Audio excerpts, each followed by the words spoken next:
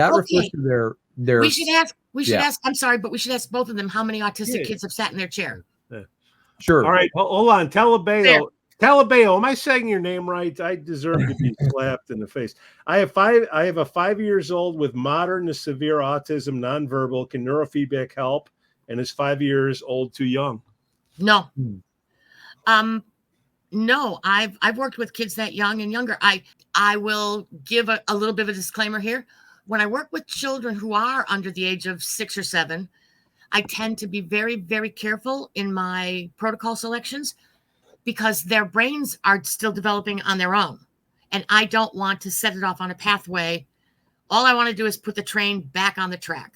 Mm-hmm. So I tend to stay general. I do not use QEEG guided results for autism. I don't. You're gonna hear my QEEG. I worked with Jay. I was at Qmetrics.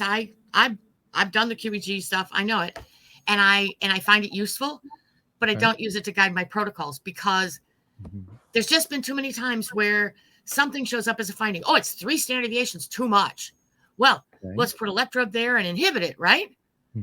What if it's the airbag that the brain created because the other thing on the left side of the hemisphere is irritating the living daylights out of it? You'll make the person worse. And when you do got QEEG guided, how will you know what to do? I talk to the people. They believe me, they tell me what to do. I know when I'm too low, too high, too wrong place. It becomes very obvious in their behavior, in their symptoms. So that guides me to go, oh, your brain didn't like that. And based on how it didn't like that, I know what to do differently. 5 years old is not too young. I will share a personal view of this.